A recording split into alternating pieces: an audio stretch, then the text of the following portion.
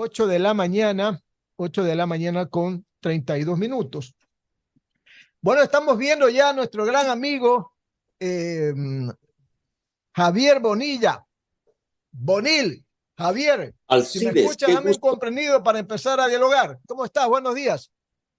qué gusto saludarte, querido Alcides. Un abrazo desde la soleada y veraniega ciudad de Quito. Oye, sí, ¿no? Aquí Es- estamos en cambio con bastante, todo lo contrario, estamos con una temperatura de 25 grados y muy nublada la ciudad. En la mañana regularmente ocurre eso, pues hay un fresquecito, pero hay una corriente de aire que hace grata la mañana, pero en todo caso, bueno, así estamos. ¿Cómo te va, mi querido Bonil? Bien, bien, oye, sí, bueno, el otro día aquí la temperatura del automóvil marcaba 32 grados. Yo me quedé loco, hacía mucho calor, la verdad. Eso fue hace 2 días. Ya debería empezar el invierno, pero ya ves que todo está cambiado, no solo el tiempo del clima, sino los tiempos políticos también están cambiando, parece, ¿no? Claro, claro, claro, claro. Oye, te estaba viendo que ahora tienes un programa con Martín Payares, seco y volteado. Muy interesante, ¿no? Muy interesante, pero el título del programa, seco y volteado. ¿De Sí, dónde? ¿Cómo así? es una expresión, creo que en Guayaquil, en la costa también se usa, ¿no? Cuando Claro, te claro, mandas un trago de un solo claro, golpe, exacto. para pasarle los tragos amargos. Ya ves que a veces los nombres, incluso con los hijos pasa que uno no sabe por qué les puso ese nombre y en algunos casos no saben por qué les ponen esos apellidos. Entonces, en este caso, el nombre que le pusimos fue fruto del azar en realidad, y en el camino se ha ido, va ganando su identidad, pero está siendo una linda experiencia, mi querido Alcides, ahí junto a Martín Payares, que tiene una trayectoria en el Por periodismo y en el supuesto. análisis político también. Así que ahí vamos, pues, ahí Oye, vamos. y es una nueva versión de tu faceta, de tu multifaceta como comunicador. Pues es la primera vez que haces radio a nivel de programa, ¿no? Sí, las anteriores veces ha sido solamente en las entrevistas de Atalaya. Claro. Y de otros medios, ¿no? Pero Sí, qué, bueno, es otro lenguaje, ¿no? En realidad, la preparación del programa, si bien es muy parecido a cuando hago una caricatura en el sentido de que tengo que buscar información, chequear, seleccionar, leer, escuchar, eso no ha cambiado. La diferencia es que ahora hay que, bueno, aparte de sacar notas, buscar a quién entrevistar, hacer un poco de la producción. En ese sentido es diferente, ¿no? Pero se hermanan en cuanto a la búsqueda de información, eso sí. Y es otro lenguaje, pues el lenguaje hablado, que tiene sus particularidades. tú que eres un comunicador que preferentemente pues utilizas el humor político para tus caricaturas, eh, muchas veces no aprovechamos esa parte que a veces no es tan descubierta del personaje y regularmente vamos a lo que vamos, a hacer las preguntas políticas, a las preguntas relacionadas con la caricatura, pero yo quiero comenzar con otras cosas porque estaba escuchándote una entrevista que te hicieron un par de damas y ahí me quedó sonriendo como siempre sonrío en la mañana y veo tus caricaturas y me sonrío largamente porque la verdad es que reírse desde muy temprano es lograr que el cuerpo empiece con optimismo el día, ¿verdad? Y tú lo logras. Por ejemplo, Javier, ¿qué pasó con ese gran compañero tuyo que en alguna oportunidad en el colegio, entiendo yo, te decía Javier Bonilla, vainilla? Cuéntame. Bueno, sabes que esa es una linda historia porque me remonta a cuando yo tenía, me parece que 10 años, y era un chico, un muchachito así, que le gustaba jugar el fútbol en la calle, machito, y llegó a mis oídos, que no son pequeños, que alguien me decía Bonilla Vainilla. Entonces me comentaron que quien decía era uno de los chicos que se bajaban de un bus de un colegio que llegaba a tal hora, ¿no? Entonces yo, envalentonado, decidí esperarle a esa hora para enfrentarle, ¿no? Digamos, y luchar por mi honor. Entonces, cuando se detiene el bus, se bajan tres niños y claro, quien me habían dicho que era el autor de ese apodo era el más alto de todos, pero yo le enrostro y al más chiquito y le digo, oye, tú eres el que me dice Bonilla Vainilla. Entonces me dice, ¿Y qué pasó ahí, no, pues? no, no, no, es mi hermano. Y le señala al más grandote. Entonces me quedo helado y claro, no podía yo perder mi compostura y la bravura, así que le digo, está bien, te perdono, pero que no vuelva a ocurrir. Pero Y ahí la quedó verdad es, todo. no, Ahí quedó no, todo. este niño, el más grande, se pone a llorar. No. Sí, sí, se pone a llorar y yo me quedo desconcertado, me descuadra la escena y me sentí el ser más miserable, más idiota y dije, está bien, te perdono. Y le cuento a mi papá esto, lo que me había ocurrido y me dice, él debe ser el hijo del Francisco Esteban, ¿no? Que vivía a una cuadra. ¿Por qué no le llamas y le pides disculpas, le ofreces tus disculpas? Claro, Entonces, pues. Alcides, ¿tú te acuerdas que antes había la guía telefónica, que era un Claro. libraco, Chica. el doble de la Biblia? Era como dos Y- mil páginas que tenías que revisar, pues, oye, Exacto. regularmente. Y así procedí, buscamos la coincidencia de las calles por el sector y mi papá me hizo que yo le llamara. En esa época los teléfonos tenían apenas, me parece, seis números, seis Seis números. números, seis Claro. números. Entonces le llamo y me presento y le digo, hola, yo soy Javier Bonilla Vainilla. No, pues le digo, oye, entonces Alcides y le ofrecí mis disculpas, le dije que quería ser mi amigo y todo. Y te decía al comienzo que es una historia muy bonita porque fue una historia fundacional de una amistad que la Mira tú, conservamos durante algunos años y que de hecho cambió mucho de mi vida en la preadolescencia. Por mira eso tú. es muy entrañable esa ¿Y te historia. llevas bien con ese amigo? Sí, sí, no nos hemos visto muchísimos años. Él se dedicó luego al teatro, fue actor en una película que se llamó ¿Qué tan lejos? Y Claro. se fue a vivir a Cuenca, desarrolló toda su actividad artística ya por supuesto la vida y las distancias físicas nos fueron separando. Las 8 de la mañana, 41 minutos, 8 de la mañana, 41 minutos. Estamos en sintonía de Radio Atalaya y de su programa de opinión política, Punto de Vista. Estamos dialogando con Javier Bonilla, Bonil, caricaturista de Diario El Universo. Javier, antes de darle paso a mis otros compañeros que ya llegaron acá al programa, quisiera también preguntarte Sí, les sobre... vi que han llegado medio atrasados, ¿no? Sí, sí, sí, sí. Esto la manera como ahora la censura se ha hecho presente, ¿verdad? Porque muchos dicen, no, que ya hay más libertad, que sí se puede escribir, que sí se puede expresar sus opiniones. Claro, eso decimos, pero la censura, como tú bien decías también en ese programa en mención, la censura también viene en las redes sociales, pues, y con crueldad, porque de repente tú expresas algo y te cae encima desde troles hasta gente desconocida que utiliza sobrenombres. O sea, seguimos viviendo en medio de la censura, Javier.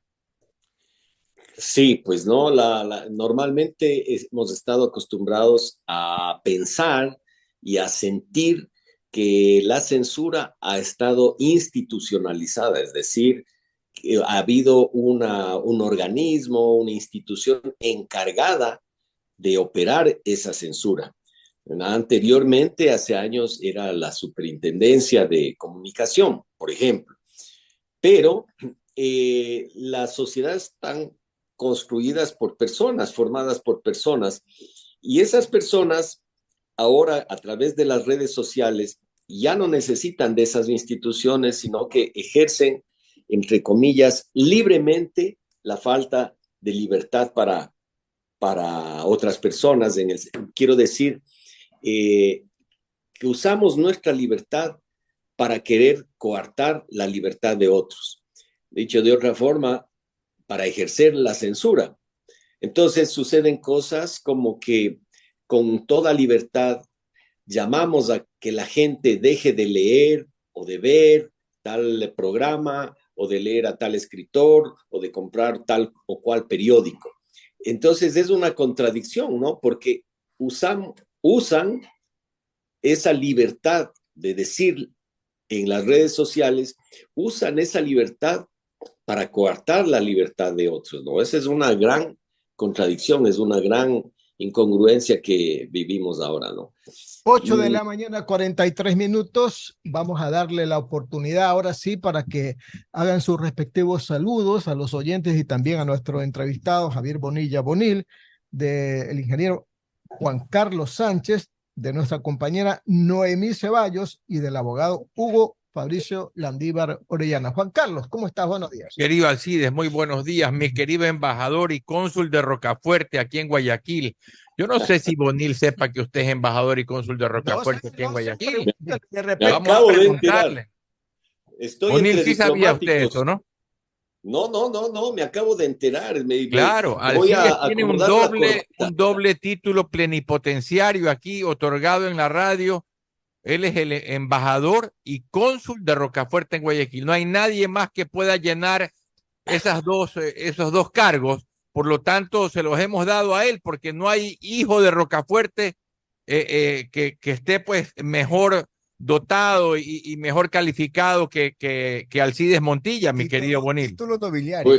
Pues me llevo una gran sorpresa y pocas veces estoy entre diplomáticos de ese nivel. Afortunado. Bueno. Así que gracias por la oportunidad. Aquí tenemos a semejante diplomático aquí en el programa, mi querido Bonil. Qué bien, Juan Carlos, qué gusto saludarte. Igualmente. Saludar también a Noemí, a Hugo, un gran abrazo. Gusto, gracias. Noemí es embajadora, consulesa, cónsul de qué Yo también región. soy de Manabí, pero no tengo todavía ningún cargo. No se le ha dado cargo todavía. No se me ha otorgado todavía.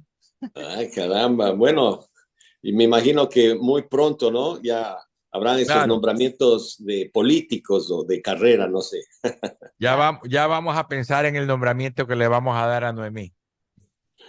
Bueno, empieza usted con las preguntas, pues, ingeniero Sánchez. Bueno, mi querido Bonil, siempre lo sigo ahí en su columna con sus caricaturas. A ratos también logro escucharlo, pero no siempre por el horario de trabajo, en el programa con Martín Payares, ¿no es verdad? En esa nueva... Exacto, así se llama, ¿no? Seco y volteado. En esa nueva faceta de Bonil en radio con Martín Payares, que también es bien... tiene muy buena información, también hace investigación y es así como insidioso, ¿no? Está muy bien. Bonil, yo quería preguntarle algo. El correísmo es como que tiene una, no sé si decirlo, pero es una permanente como desfachatez para presentarse como que realmente son angelitos que pues obviamente no hicieron nada durante su paso por el gobierno de 10 años del expresidente Correa y tienen esta habilidad como para desvirtuar, para desconfigurar, para darle la vuelta a las verdades. Y usted muchas veces en la columna que usted tiene se las resalta y se las hace ver. Y hay gente que dice que no, que hay que dejarlos pasar, que ya no hay que nombrarlos, que ya hay que dejarlos atrás, pero pareciera como que hay cosas que son demasiado obvias y entonces hay que hacérselas señalar.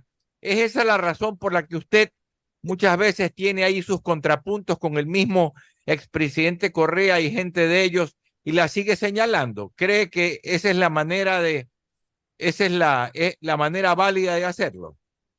Eh, bueno, es que el gran negocio del político profesional es apostar a la desmemoria de la gente. Y digo del político profesional porque son los reincidentes. Es decir, el caso que tú estás nombrando, Juan Carlos, ellos ya son parte del pasado. Si pensamos que ese gobierno fue hace 14, 15 años, es Así es. decir, una generación y media atrás.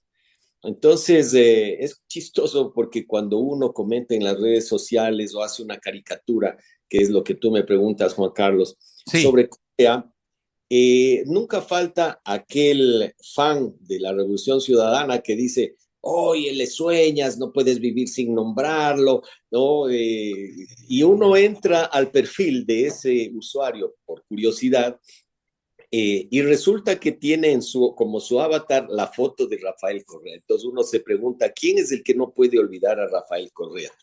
Pero por otro lado, es el mandato de su majestad de aquella época, precisamente era prohibido olvidar y por eso no podemos ni debemos olvidar las claro. cosas que sucedieron y esa es la tarea del periodismo. Entonces, el cinismo que tú señalas, Juan Carlos, es real. Y pongo un ejemplo de ayer. Esa impugnación, ese recurso, esa acción de protección que han buscado para evitar que se posesione el general Patricio Carrillo, que es el asambleísta electo por el movimiento Construye 25, ¿no? Tiene unos vacíos legales, ciertamente, o tiene, como reconoció la misma, se me escapa el apellido de la asambleísta del Partido de la Revolución Ciudadana. Urrutia, Urrutia. Ella es la que puso Claro, sí. la acción, ya. Ella mismo menciona que hay un vacío, ¿no? ¿Por qué? Porque la candidatura del general Carrillo fue admitida por el Tribunal Electoral. Pero lo que quiero decir es lo siguiente.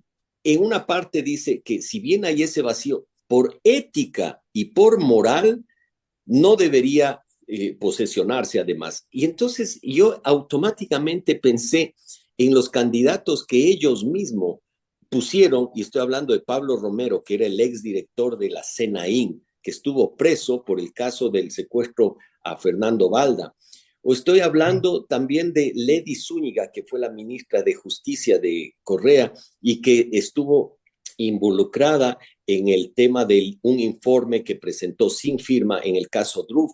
O estoy hablando de Javier Dávalos, que era miembro del Consejo de Participación y que fue destituido y que la ley prohíbe que se pudiera candidatizar. Entonces, esa doble moral que tú señalas, Juan Carlos, la vemos en gestos y en actos como el que acabo de reseñar.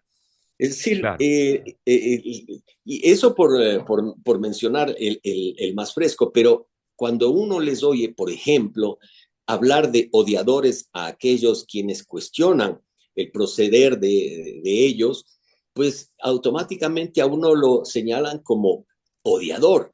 Y basta ver o escuchar el lenguaje, los epítetos, los adjetivos que usan para descalificar, para preguntarse quién es aquí el odiador, ¿no?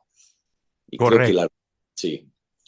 Sí, sí, correcto, correcto. No, no sé, interrumpí, Bonil. Entonces las caricaturas para mí, Juan Carlos, es trabajar sobre la noticia del día un poco, sí, pero como este cinismo se repite, mira, por ejemplo, lo que ocurre con Allen Berbera, Eso ¿no? iba a decir, ese era mi otro tema, efectivamente, así es. Allen Berbera. Sí, Allen Berbera, a quien yo hice una caricatura en la que se le veía a él con la voracidad, las garras, las uñas, pero en Así es. realidad se le, se le veía los hilos que le movían. Y bueno, o sea, y una palmera me parece que dibujé por ahí en una esquinita. Entonces, eh, el padre de Allen Berbera pidió a Diario El Universo el dibujo, porque es el primer paso para establecer una querella. una querella penal. Entonces,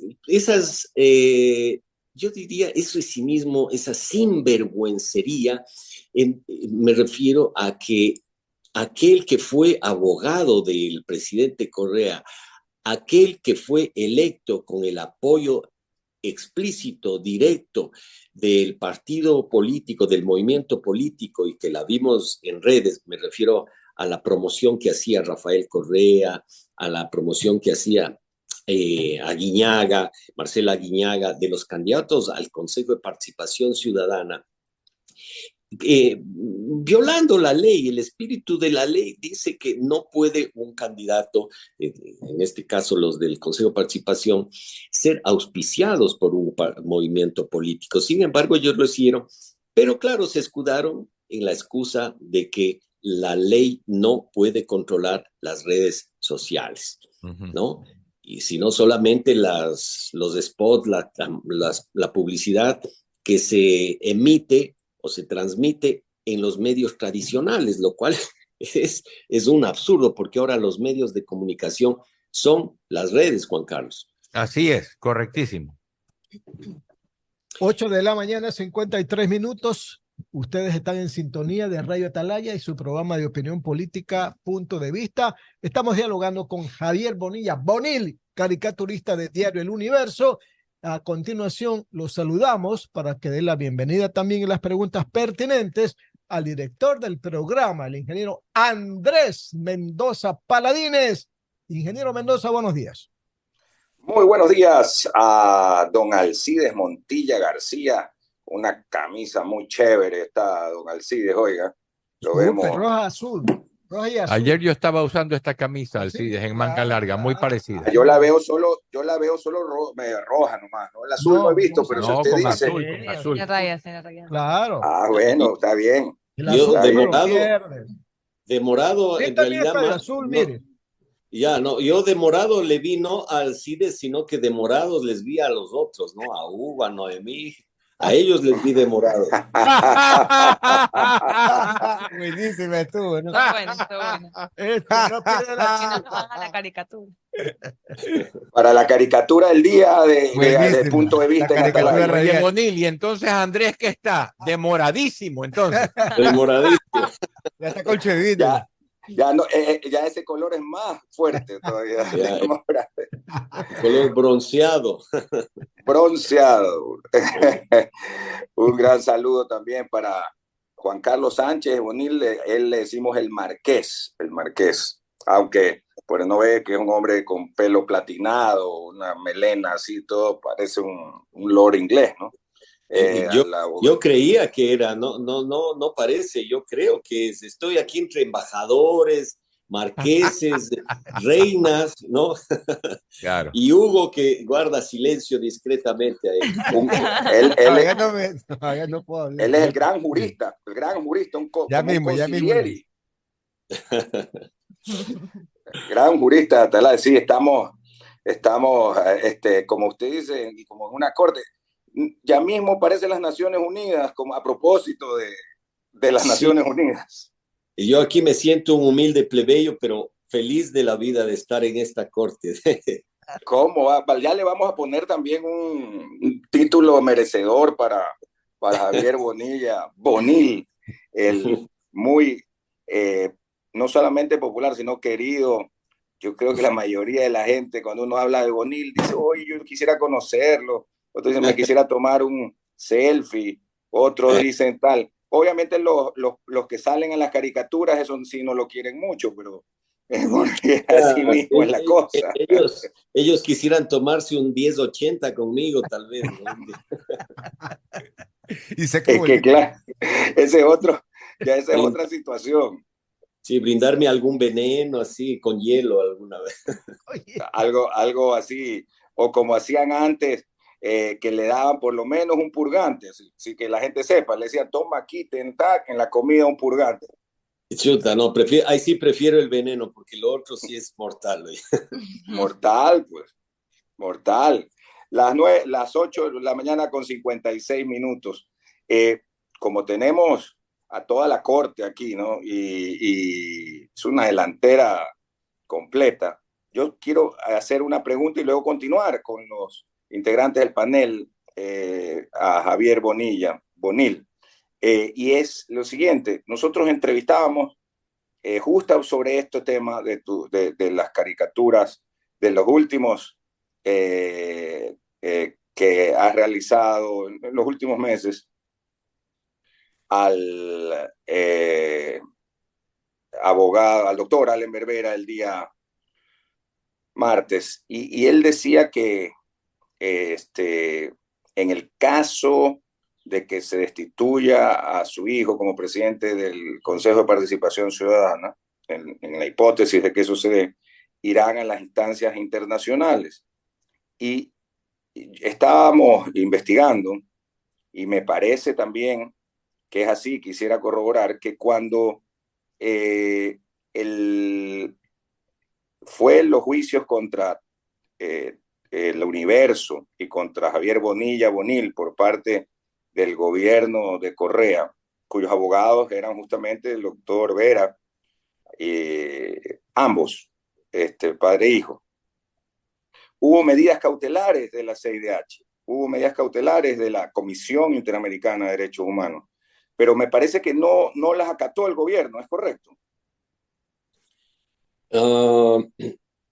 No recuerdo bien, en realidad el juicio no fue contra mí, sino contra el juicio, tú mencionas el juicio a Diario El Universo. Contra Emilio Palacio. Artículo de Emilio Palacio, ¿no es cierto?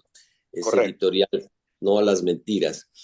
Y yo recuerdo, es muy probable que no la haya acatado, porque yo recuerdo que Carlos Pérez, el director, Carlos Pérez Barriga, estuvo asilado en la Embajada de Panamá. Y cuando se les preguntaba al gobierno, cuando los periodistas indagaban al ministro de Relaciones, me parece que era en ese entonces de Relaciones Exteriores, Ricardo Patiño, sí le concederían el salvoconducto para que pueda salir de la embajada hacia el aeropuerto.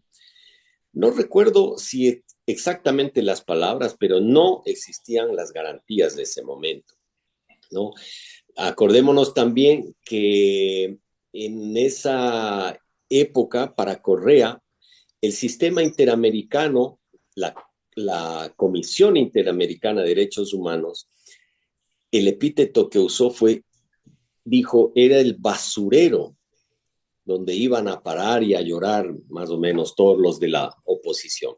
Así se refería Correa, se refirió como... En una sabatina, ¿no? En una sabatina. Claro, sí. El abogado de ese entonces, Gutenberg Vera, incluso, y hay un tuit ahí que felizmente personas se encargan de hacer la captura de pantalla para que no se olvide uno de eso, y en donde se lee que decían que la Corte Interamericana, con esos fallos, con esas medidas, era una intromisión en el sistema jurídico ecuatoriano.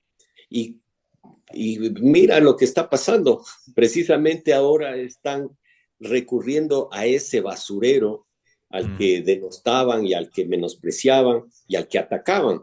Igualmente, Rafael Correa ha recurrido al sistema interamericano de derechos humanos, luego de haber hablado tan mal y luego de haber irrespetado resoluciones de la Comisión Interamericana. Me acuerdo, Fernando Villavicencio tuvo que estar escondido en la selva, pese a que tenía medidas cautelares. Entonces, cuando Juan Carlos hablaba hace un momento de que tratan de aparecer como los angelitos, vemos en estos hechos que recordamos cómo, en efecto, se cumple una desvergüenza, ¿no? O sea, es un cinismo como luego de que la historia nos recuerda que hicieron algo, después se desdicen y después pretenden decir que nunca han dicho aquello, ¿no? Entonces ahora Allen Berbera va a recurrir a la Comisión Interamericana de Derechos Humanos, que en Washington. Vamos a ver si es que le dan, aunque yo creo que la misma comisión, el mismo sistema interamericano, avala este gran poder que tiene la Corte Constitucional, que no nos olvidemos que es en la Constitución del 2008, y el abogado Hugo, el jurista, el gran jurista,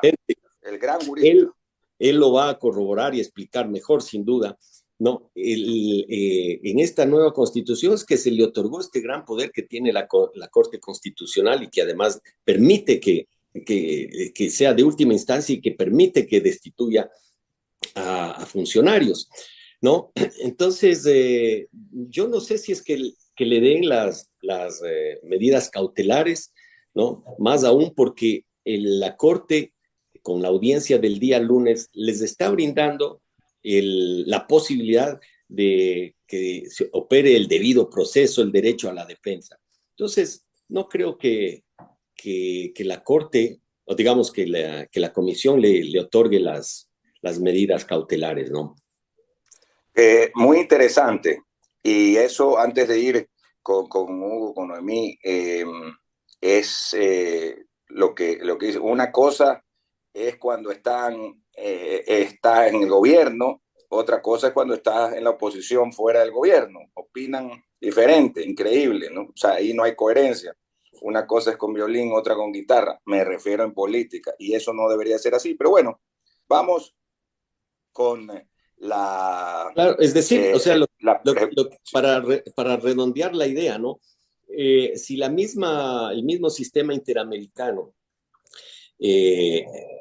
avala que la Corte Constitucional sea la que tiene este gran poder, difícilmente, creo yo, o sería una incongruencia, que le otorgara las medidas cautelares a un funcionario que pudiera ser destituido gracias al poder y a las atribuciones que el mismo sistema interamericano da a una instancia como la Corte Constitucional. O sea, sería una incongruencia que dé medidas como que actúe en contra de las mismas de las facultades que la Corte, o digamos que la Comisión, o que el sistema interamericano, mejor dicho, avala por haber hecho lo que el sistema interamericano dice que debe hacer la Corte Constitucional. Vamos con Hugo, entonces, 9:04 a.m. Muchas gracias, Andrés. Buenos días con todos. Buenos días aquí en el panel. Buenos días, Javier Bonil. Muy bueno su comentario, su chiste de morado. Me hemos reído bastante aquí. A ver, todos los días vemos aquí en el Ecuador y lo palpamos, usted lo analiza y lo pone en su caricatura. Estamos viviendo el Festival de las Garantías Jurisdiccionales, porque así es. No solamente ahora lo vemos, no solamente aquí en el Ecuador, sino ya lo vemos en la Corte Interamericana, que está en su derecho de hacerlo, ahora hay que ver si se las dan o no. Pero ¿usted no cree que esta pelea tonta entre el Consejo de la Judicatura, este señor que, digo con todo respeto, pero no tiene puesto el cargo como debe ser, y para mí está haciendo política, señor Wilmer Terán, y lo digo con todas las palabras? Yo pienso que se ha perdido la objetividad, se ha perdido el referente de estas instituciones, porque se prestan para este juego, y muchos de los políticos o de las personas que ejercen cargos públicos quieren aferrarse a tal puesto. Entonces, ¿cuál es la manera de aferrarse? Irse a buscar un juez de alquiler para presentar estas medidas cautelares, estas acciones de protección, y lo vemos a todo nivel. Entonces, si el de arriba lo hace, el de abajo también lo va a hacer. Entonces, se ha perdido la objetividad de lo que era y lo que es la acción de protección y las medidas cautelares, no solamente ahora en el país, sino ya en el exterior, en la Comisión Interamericana. ¿Cuál es su opinión acerca de esto, estimado Javier? Sí, bueno, no soy jurista, pero lo que sí se ve es eso, ¿no? Que hay un gran abuso de estas acciones de protección. Y con esto, o sea, cualquier funcionario que pudiera ser removido, cualquier, o alguien, digamos, tendría que acudir a una acción de protección, haría imposible el trabajo, en este caso de la Corte Constitucional, o el trabajo, digamos, o la posibilidad de destituir a un mal funcionario. Entonces, sería una cosa de locos, me imagino, ¿no? hemos visto cómo se ponen acciones de protección, digamos, bueno, en el caso de Yunda, igualmente, ¿no? Que luego se descubrió cómo se había manejado tan tramposamente el tema del sorteo de juicios, por ejemplo, ¿no? Pero sí, o sea, quizás es por y repito, obviamente no soy jurista, pero lo que se ve es un abuso de producto de este garantismo, de esta constitución garantista que a veces, digamos, no a veces, sino que se ha mal usado. Ahora vemos ¿cómo se llama este juez que... bueno, el juez Kimis, por ejemplo, Kimis, ¿no? Kimis. O Kimis. Es Kimis, Sí, Javier, ya lo Kimis. digo. Sí, él es el que supuestamente había, el que intervino para que esta ciudadana pueda hacer uso de su derecho a la conformación de una veeduría. Leiber Y Kimis. Allen Berbera, raudo y veloz, dijo que acataba la orden del juez, ¿no es cierto? Entonces, que es curioso además porque el presidente del Consejo de Participación nunca hizo uso de la posibilidad de apelación, con lo cual estaba aceptando llanamente lo que decía este juez. Por eso es como que existe un guión, estimado Javier, para prestarse para esto, ¿no? En el caso que estaba comentando en este momento, sin duda que ha habido un guión muy claro, ¿no? Y entonces un constitucionalista hacía notar, bueno, y lo sabe cualquier abogado, que en el caso de Allenberg o de cualquier persona se les juzga por las acciones, pero también por las omisiones. Y esta omisión es la que estaba yo mencionando, porque el presidente del Consejo de Participación pudo haber apelado o pudo haber hecho una consulta a la Corte Constitucional, por ejemplo, respecto de la orden del juez Kimis, pero no lo hizo. Con lo cual ya, digamos, según algunos juristas, ya se configuró el delito, entre comillas, ¿no? Con el cual se le puede destituir a Allen Berbera y a todo el Consejo, en realidad. Porque no nos olvidemos que el Consejo, cuando armaron o permitieron que se arme la veeduría para analizar el nombramiento de la fiscal Diana Salazar, todo el pleno del Consejo de Participación lo aprobó.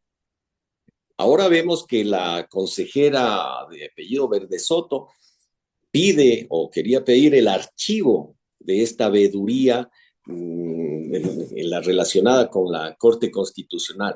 Pero sucedió lo mismo con el caso de la veeduría para revisar cómo fue nombrada, poniendo en tela de duda la tesis con la que se había graduado. Entonces, está configurado, según muchos juristas, está configurada la falta, no sé el término exacto, Hugo, que se ha cometido, pero está ya, digamos, lista el motivo por el cual podrían destituir. Pero claro, o sea, la Corte Constitucional debería de actuar de alguna manera, como bien lo sabemos con la destitución, por todo lo que sucede, pero es este abuso que hay, como lo indicaba, de las garantías jurisdiccionales, este festival de las medidas cautelares y acciones de protección que lo vemos toda la semana. No hay cómo pararlo, Javier, no hay cómo poner un stop a todo esto. Bueno, no, yo creo que se mezclan con los tiempos políticos también, ¿no? Correcto. Para todos, creo que es una gran expectativa ver cómo actuará la Corte Constitucional, que hasta el momento parecería ser, obviamente tiene sus acciones con las cuales muchos probablemente no estemos de acuerdo en ciertos casos, pero en términos generales me parece que ha sido una Corte decente, ¿no? Una Corte que ha actuado correctamente. Entonces, la expectativa, la esperanza es de que configurado, no, la palabra no es delito, ¿no? La falta, ¿qué sería, Hugo? ¿Cuál es la palabra correcta? Configurada No es configurado, sería la falta de hacerle, como quien dice, llevar a cabo los artículos como deben de ser, y él no lo hizo de esa manera, es una especie como de opción, hacerlo como él quiso, porque realmente él cometió un error. Para mí, el señor Vera, una opinión muy personal, al decir las atrocidades que cometió el Trujillato de entrada. Claro. Entonces, es como que ya se sabe a dónde quería llegar, pero como bien lo dijo usted, estas vedurías no tienen ningún efecto jurídico. Entonces, ¿para qué la vamos a hacer? ¿Para qué se van a gastar recursos del Ecuador en esto? Quizás con una mira, y digo yo, quizás más adelante para que llegue una asamblea y haga una comisión de la verdad o busque alguna manera de entrar, pero es como perder el tiempo en tonterías no tienen sentido, que están blindadas cuando tenemos al niño encima, tenemos la inseguridad, que son problemas reales. Gracias, Javier Bonil, por la respuesta. Continuamos con Noemí. 9 de la mañana, 13 Además que minutos. además Allen Berbera podía haber dicho, como presidente del Consejo de Participación, podía haber dicho un poco lo que tú acabas de decir, Hugo, y podía haberle dicho a la señora, que no me acuerdo el apellido, que es la que solicitaba la conformación de la veeduría, podía haberle dicho, no, o sea, eso que usted está pidiendo no se puede hacer. En teoría, él dijo que no se podía, y por eso es que la señora fue a la acción de protección.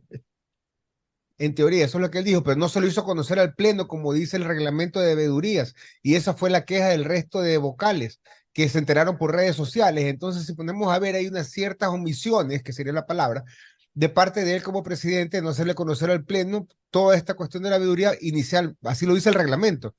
Ahí ya hubo una falta para mí. Claro, pero entonces incurrió en una gran contradicción si es que de inicio le dice a esta señora, a esta ciudadana, que no se puede hacer lo que ella pedía. Sin embargo, cuando tuvo la posibilidad de apelar, no lo hizo, apelar la decisión del juez, no lo Correcto. hizo. O sea, es una contradicción, pues. Así es. Gracias, Javier. Así es. 9 de la mañana, 14 minutos, Radio Atalaya y su programa de opinión política, Punto de Vista. Estamos dialogando con Javier Bonilla Bonil, caricaturista del diario El Universo. Las preguntas con nuestra compañera Noemí Ceballos. Adelante, Noemí. Gracias, Alcides. Buenos días, Javier. Un gusto y un buen día Noemí, a qué todos gusto. los oyentes. Un gusto igualmente. Javier, hace un momento se comentaba que digamos, la fuente de inspiración de las caricaturas es la noticia del día a día, pero no sé si coincida y creo que claro, tenemos la noticia, pero el momento de trasladarla a una caricatura, de una u otra manera hay una interpretación de la situación y que pudiera entrar a subjetividades. Y a mí me Claro. llamó mucho la atención la caricatura que me parece se publicó hoy día en la mañana, que está también en el periódico, sobre eso, aquello de vida de perros. ¿Nos puede comentar un poquito sobre esta caricatura, por favor? Porque tengo curiosidad.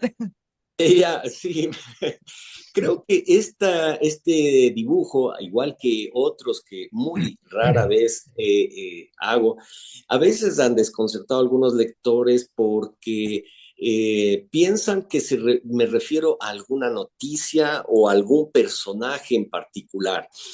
Y para mí me resulta un desafío y me resulta difícil vencer ese pantano, esa tierra movediza, porque el lector quizás o la lectora acostumbrada a hacer ese match, esa ligazón entre noticia, entre personaje, rostro y la caricatura, me puede ser muy limitante. En este caso, creo yo, es la oficina de victimismos, puse ahí, porque no se relaciona con una noticia en particular, sino con un fenómeno que me parece a mí que vivimos en nuestra sociedad ahora, ¿no?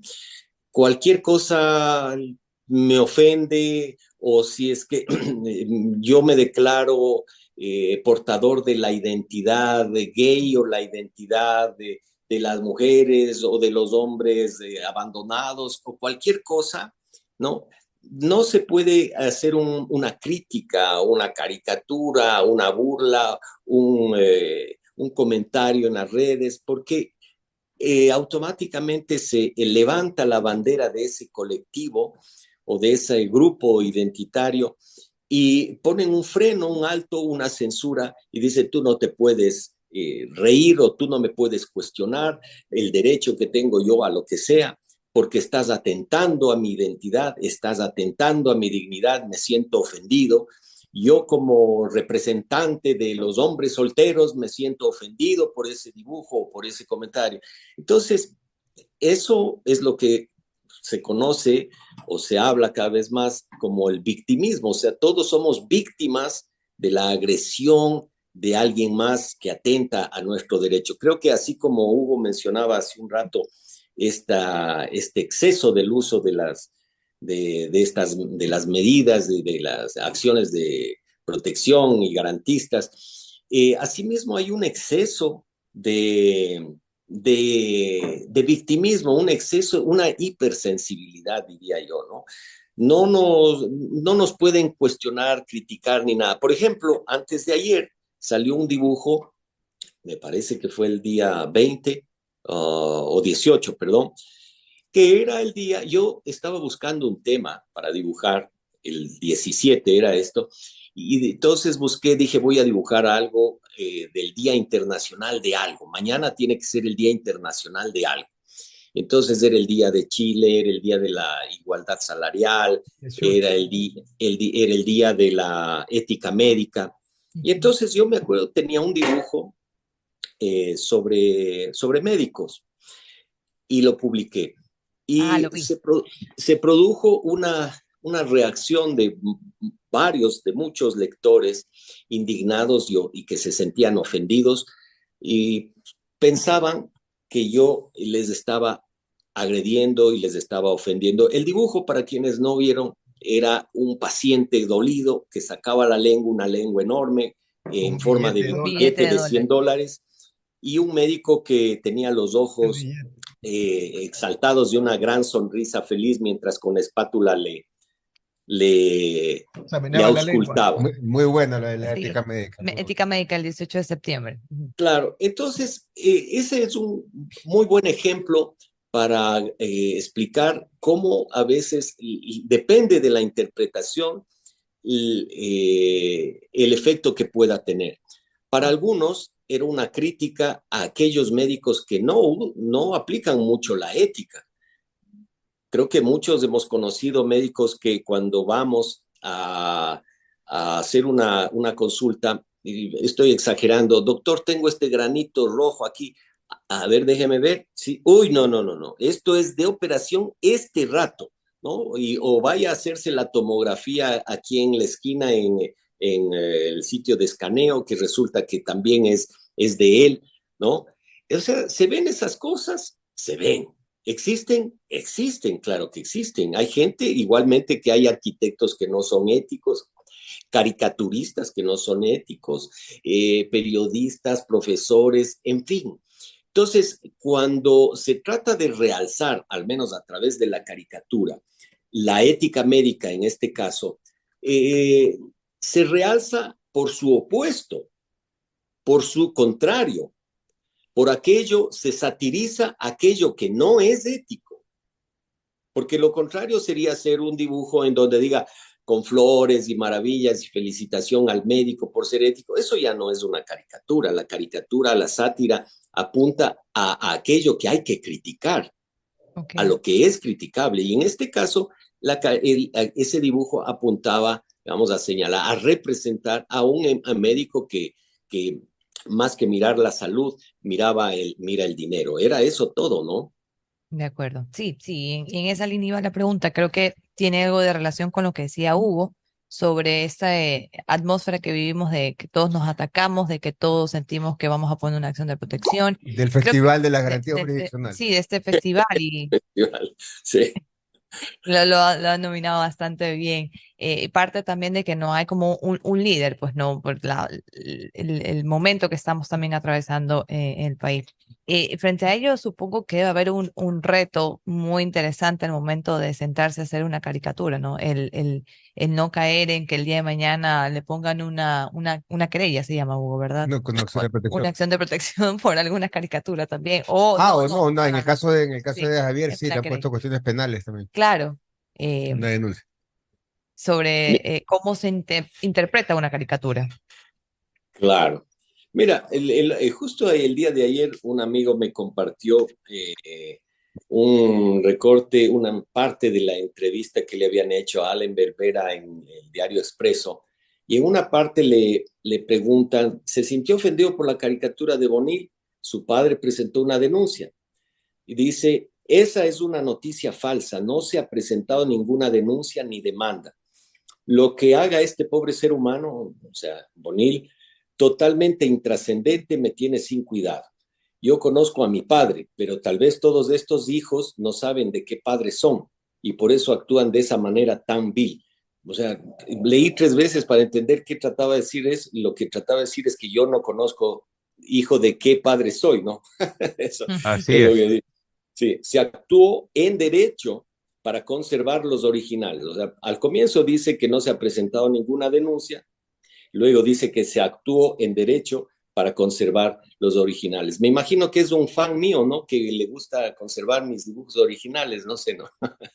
eh, y dice, ¿no cree que referirse así de él desde su posición de poder vulnera la libertad de prensa? Yo no me he referido a él se ha referido a mí a través de sus caricaturas. Bueno, o sea, al fin, ¿en qué quedamos? ¿Se refiere a mí o no se refiere a mí? Me parece grotesco y creo que a todas las personas también. Pero bueno, comento esto no por un tema personal, sino por hacer notar algo. Él, que se supone que es una autoridad que ha reivindicado el derecho a la participación social, me refiero a la veeduría que respetó para que interpelen a la fiscal y también al nombramiento de la Corte Constitucional.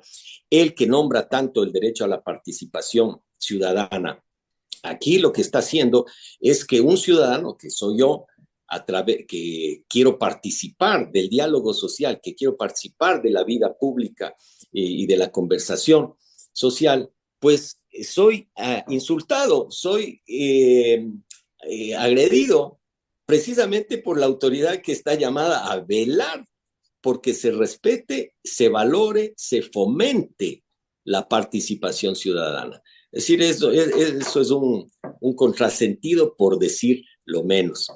Entonces, esto a propósito de tu pregunta, Noemí, ¿no? Sí, sí, de acuerdo, clarísimo. Y claro, una de las cosas que más recuerda a Javier Bonilla Bonil, es a su padre, pues, ¿no? Porque entiendo yo que de ahí nació esa vena de escritor, de humorista y todo eso, ¿no? Y entiendo también que la muerte del papá le golpeó mucho, ¿verdad, Javier? Bueno, más le golpeó a él, creo, ¿no?